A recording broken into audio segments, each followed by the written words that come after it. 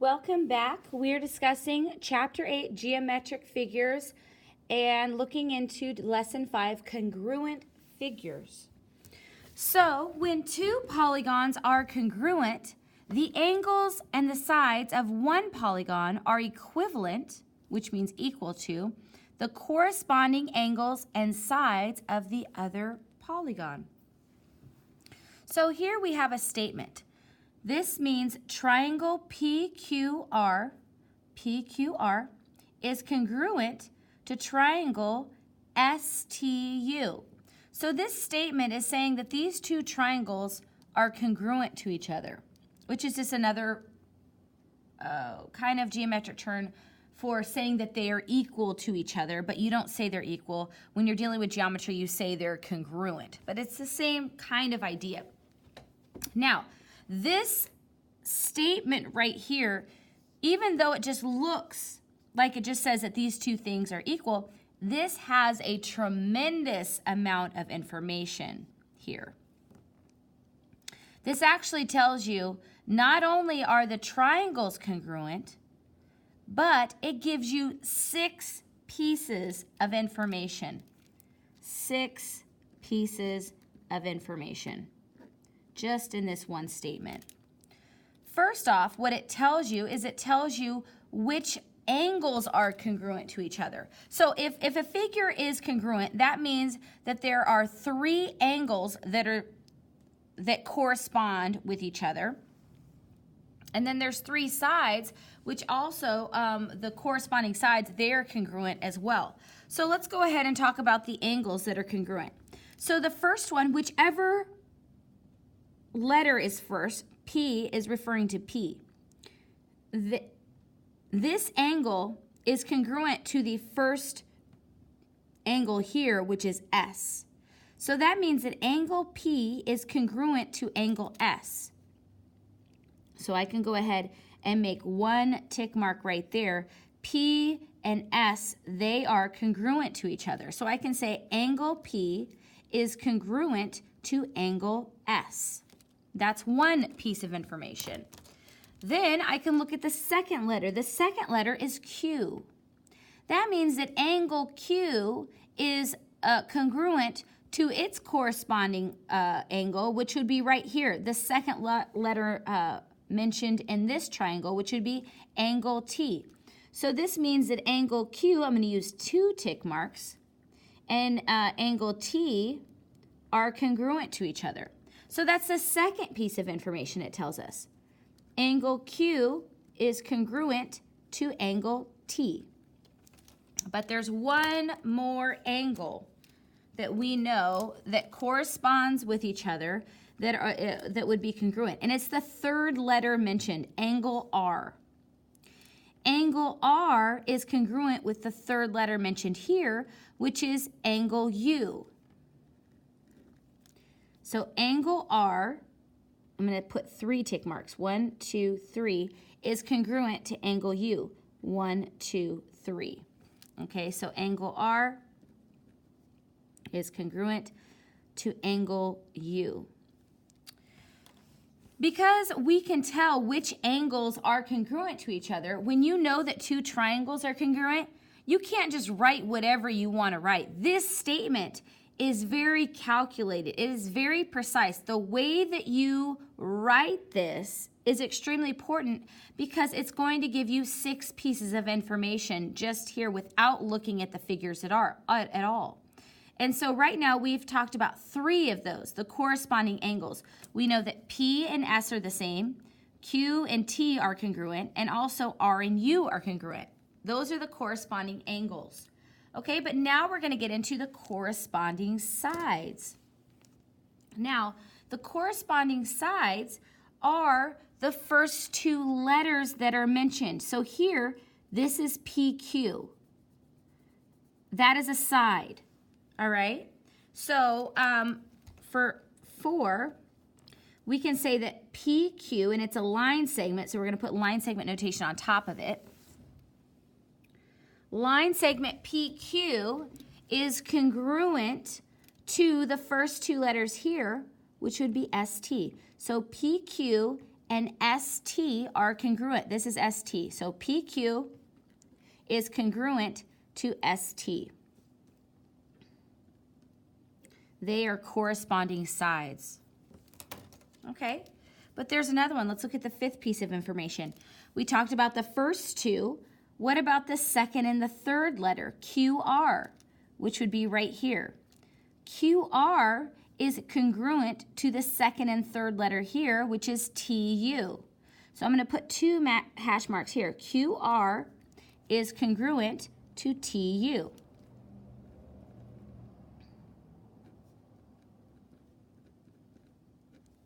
Okay, and then the last side that we can tell is congruent would be the first and the third, PR, and this is PR, would be congruent to the first and the third over here, which would be SU.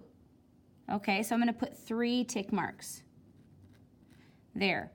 So we know that our sixth and final piece of information is that side PR is congruent to SU.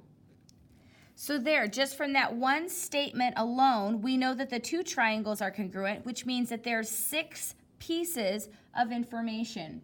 There's 3 corresponding angles, 3 sets of corresponding angles which are congruent, and 3 sets of corresponding sides which are also congruent. So, pretty cool. All right, let's go ahead and move on to this next example. Okay, so with this example, we need to find the corresponding sides or angles. Now this is referring to 2 quadrilaterals, 1, 2, 3, 4, 1, 2, 3, 4, 2 four-sided figures. And this statement says that ABCD, this quadrilateral, is congruent to EFGH. And just like when we had the 2 triangles that were congruent, we had 6 pieces of information. When we have 2 quadrilaterals that are congruent, we are going to have 8 pieces of information. There are going to be 4 angles which are congruent. Okay, so angle A is going to be congruent to angle E. Angle B is going to be congruent to angle F. Angle C is going to be congruent to angle G. Angle D is going to be congruent to angle H. So there's 4 angles, 4 corresponding angles which are going to be congruent. And then there's going to be 4 corresponding sides. The first 2 letters, AB, is going to be congruent to EF. The second and the third letter, BC, is going to be congruent to the second and third letter here, FG. The third and fourth letter, CD, is going to be congruent to the third and fourth letter here, GH. And finally, the first and the fourth, AD, is going to be congruent to the first and the fourth right here, EH. So there's going to be 8 pieces of information from this one statement. 4 sets of corresponding angles are going to be congruent, and 4 sets of corresponding sides are going to be congruent. So with all that said, we're going to go ahead and find the corresponding side or angle for the information that it's asking us right here. Okay, so to get started, we're going to figure out what is the congruent side to AB. Okay, well, when I look here, I see that AB is the first 2 letters, which means it's going to be congruent to the first 2 letters over here, which is EF. So let's look at that. AB is 9 and EF is 9. So yes, those are congruent. So AB, line segment AB is congruent to line segment EF. Okay, let's go on to the next one. Angle DAB. DAB would be this angle right here, which is really DAB. Remember, the middle part of an angle like this is the vertex. So we're really talking about angle A. And when we go up here to angle A, which angle is congruent to angle A? And this is the first one, so that means that angle E is going to be congruent because it is it's the first letter mentioned here. So angle A and angle E are congruent. So I'm going to put one little mark there. So I'm going to call angle E F-E-H. So angle F-E-H. And E is the vertex in the middle, so we know that that is the vertex. Perfect. Let's go ahead and look at number 3, GH. So now we're starting over here on this side, GH. So this is the third and fourth letter here, which means GH is going to be congruent to the third and fourth letter here, which would be CD. So let's see if that's true.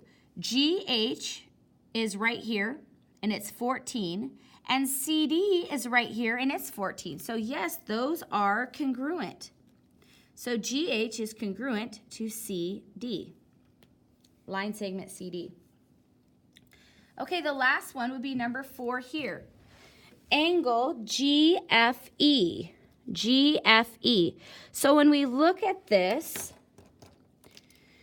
GFE, we're over here, GFE, we're talking about this angle right here. So basically angle F, okay? And we go up here, which angle is congruent to angle F? Angle F is the second one. Second letter here. And if we go over here to the second letter, that would be B. Okay? So that means that angle F and angle B are congruent. So I'm going to put 2 hash marks or tick marks there. Okay? So I'm going to say that angle GFE is congruent to angle ABC. Because B is the vertex and B would be in the middle. So yeah, that's how those work. Let's go on to the next page. Okay, I'm going to zoom out. Okay, so we have 2 figures here. We're going to use the figure below to complete exercises 5, 6, and 7. So now what do we have? We have 1, 2, 3, 4, 5-sided figure and a 1, 2, 3, 4, 5-sided figure. Okay? So what problem 5 states is that this 5-sided figure, JKLMN, is congruent to this 5-sided figure, VWXYZ. Now guess how many pieces of information would be right here? Okay, so there's, we know that J and V are congruent, that's 1. K and W are congruent angles. L and X are congruent angles. M and Y are congruent angles. And N and Z are congruent angles. That's 1, 2, 3, 4, 5 sets of corresponding angles which are congruent. And that's just that's 5 pieces of information. That's just the corresponding angles. It also tells us the corresponding sides. JK is congruent to VW.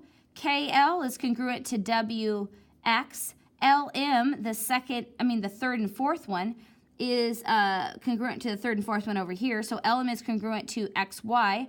MN is congruent to YZ. And then the first and the fifth, JN, is congruent to the first and the fifth here, VZ.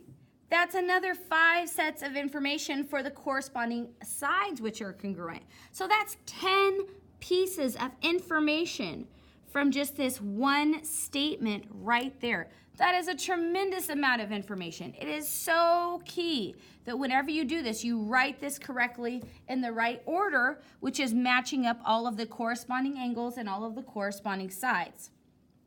Okay, with that said, let's go ahead and look at this. This problem number 5 says angle K is congruent to angle W. Well, we know that because angle K is the second one and angle W is in the second one. So we know just from the statement they're congruent. Now let's go up here. Angle K is right here. Angle K is 100 degrees. So that means that angle W, this unknown value that we don't know, is also going to be 100 degrees because they're congruent. So there you go.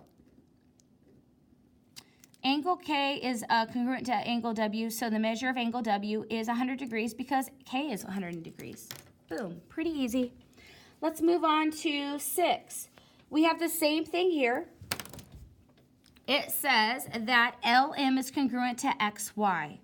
And we know that because right here, LM is the third and the fourth one in order, and XY is the third and fourth letter. So we know that they're corresponding angles and they're congruent. So let's go up here to our figure. It says LM and XY are congruent, so the length of LM is, okay, so LM, where's LM? LM's right here, the side. We don't know that, but if we go over here to XY, it is pretty clear that XY is 7. So that means that LM, the side for LM is also going to be 7 inches. So we're just going to write that in. It's 7 inches. Okay? One more. We have the same statement here. It says, what is the length of VW? When we look at VW right here, VW just happens to be the first and second letter in order here, which would be corresponding to the first and second letter there, JK, okay? So that means that these two are congruent. So if we can determine what JK is, what is JK? JK is right here, and JK is 9 inches, which means that is going to be the same value for VW right over here. This is going to be 9 inches as well. Okay, so VW equals 9 inches. Okay, perfect. Let's move on to the next page. So, let's see here. I'm going to zoom in just a little bit. Okay. To show that two triangles are congruent, you can show that 3 sides of one triangle are congruent. So to show that two triangles are congruent, you can show that 3 sides of one triangle are congruent to 3 sides of the other triangle. And that's called the side rule. Sometimes I like to call it the side rule. I don't know, when you just say it, it just feels good. You could say side rule, or you can say side. And I don't know, I just like that one better. So that's how you can determine that two triangles are congruent. You show that 3 sides of one triangle are congruent to 3 sides of the other triangle, and therefore the triangles are congruent because of the side rule. Okay, so let's look here. This says that PQ and ST are congruent. All right, let's see. PQ is 8 inches, and ST is also 8 inches. So yes, those are congruent.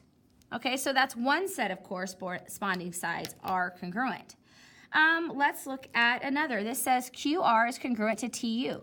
Well, let's look at QR. QR is 6 inches, and TU is also 6 inches. So that is true as well. Though that set of sides is also congruent. Let's look at this last one. This last one states that PR is congruent. Here's PR. PR is congruent to SU. PR is 10 and SU is also 10. So yes, these are congruent. That means we have 3 sets of sides that are all congruent. So that means that these two triangles, triangle PQR and triangle STU, are actually congruent to each other because of side, or just SSS for side, otherwise known as side. Okay? So make sure that when we write this, that the corresponding angles and corresponding sides line up. So PQ should be congruent to ST, the first and the second, which is what we have here. The second and the third, QR, should be congruent to TU, which is what we have here. And then the first and the third, PR, should be congruent to the first and the third here, SU, which is what we have there. So boom, those two triangles are congruent because the 3 sets of corresponding sides are congruent to each other. So If you know that two figures are congruent, you can find missing measures in the figures. The corresponding angles are in the same position and the corresponding sides are in the same position. So let's go ahead and look at a few problems. So we're going to look at these problems 8, 9, 10, and 11, and we're going to determine whether the triangles are congruent. So what I see here is on this first triangle, I have a side that is 4 feet.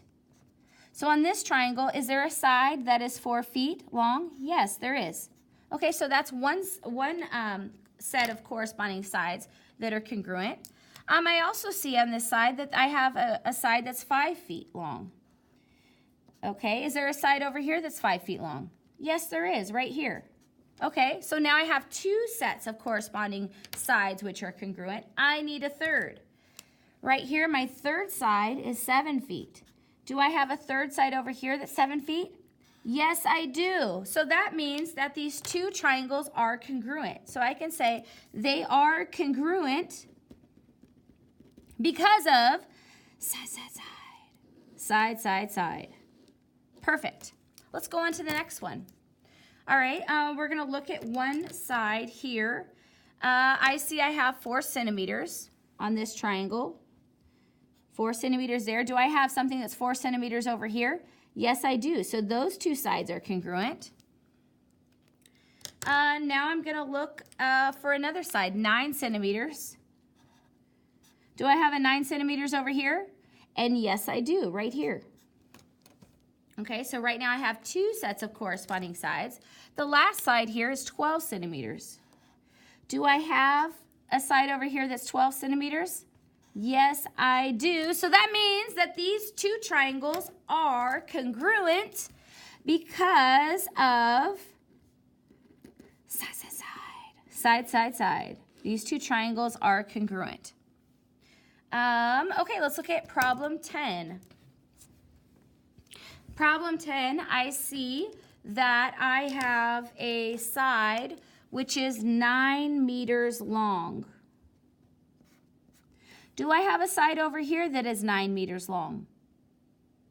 And the answer is no. So these triangles are not congruent.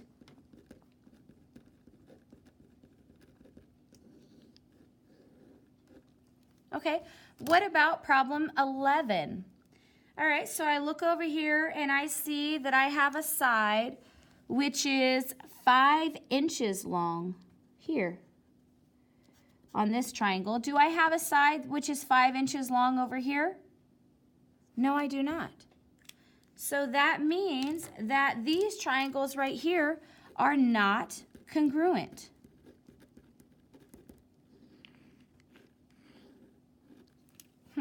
All right, well, that's how that works. Let's go on to our final page. So as we're doing this problem, problem 12 and 13, it is asking us to examine these pictures and see if there are any congruent figures in each picture. If so, describe them. So let's look at 12. When we're looking at 12, are there any congruent figures in this picture? I see a circle in the middle. I see these spokes on the wheel. And I see this kind of donut circle thing here that looks like the letter O. Are any of those figures congruent? And I would say yes. These spokes on the wheel are congruent. Just going to use that congruent thing right there. Perfect. Let's look at the picture for 13. What do you think about 13? Are there any shapes or any figures in this picture that are congruent to each other? We have this pole. There's a line dividing this.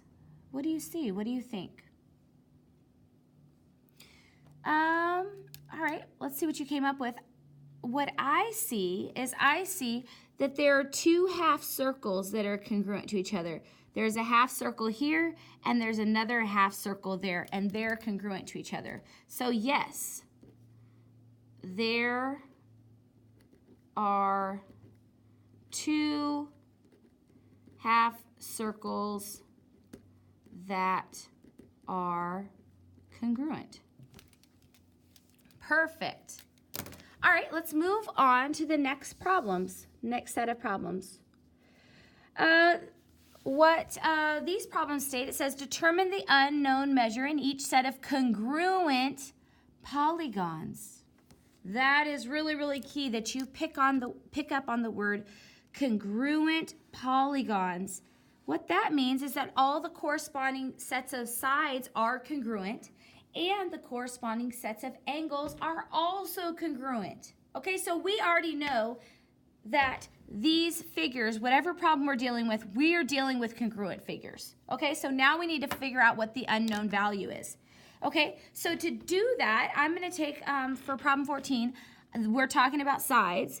The unknown value is here. I'm going to take one side at a time. So this is the one we know. We know 9 centimeters, right? So I'm going to mark the side that's 9 centimeters over there. Those are corresponding. I also know this 12 centimeter side here, which corresponds to this 12 here. So the one I don't know must correspond with this one right here, which is actually 15, which means that this unknown side is going to have to be 15 centimeters. So I'm just going to write 15 centimeters. That is what the unknown side is. All right, do you see how that works? Pretty cool. Okay, so let's go over here to problem 15. Now, when we're looking at problem 15, what I notice is the thing that we don't know is dealing with the angle measures. So even though this has side lengths here, I'm not going to be concerned about the side lengths. I'm concerned about the angle measures, okay? Because I know that they're congruent, so that means that all of these angles have to have corresponding angles which are congruent. So let's go ahead and just take one angle at a time. So here, there's a 60-degree angle here. So that's going to correspond and be congruent to this 60-degree angle over here. Okay? I also see that there's an 82-degree angle over here, which is going to correspond to this 82-degree angle right here. So the only angle that's left for this one to end up equaling is this 38-degree angle. So that means that this angle must equal 38 degrees. So the unknown angle equals 38 degrees. Okay, let's go down to problem 16. Okay, let's look at problem 16. Now, we already know that they're congruent, okay, which is perfect. The thing that we don't know are the angle measures, so that's what we're going to focus on. So for this particular one, we're dealing with a quadrilateral, which is totally fine. We know that we have a 75-degree angle here, and we also have a 75-degree angle here, but there's another one here, and there's another one here. Okay, so we have two sets of 75-degree angles, and they must correspond with each other, okay? The only other angle that we have that we don't know is this 105-degree angle, and that must correspond with, one of these 105-degree angles, which means that the last angle that we don't know right here that has a question mark must equal 105 degrees right there. So the unknown measure is 105 degrees. All right, perfect. Let's go on to problem 17, and I want you to try this one on your own. So go ahead and pause your device, work out problem 17. When you get done, press play, and we'll talk about it. All right, we're back. Let's go ahead and figure out what this unknown measure is. It's an unknown side. So let's first talk about the things that we do know. Okay, what I do know is I know that this side is equal to 10 feet, which is over here. This must correspond with those ones. Those ones are congruent to each other. The next one I see here is 13 feet. 13 feet must correspond to this 13 feet over there. I see one more. What I see is this, 18 feet. 18 feet must correspond to this 18 feet right here, which only leaves one side left, which must be our unknown side. Our unknown side must equal 21 feet. And that's what it equals, 21 feet. 21 feet. So if you got that one right, yokadenki mashita, you did a wonderful job, and we will see you next time. Goodbye.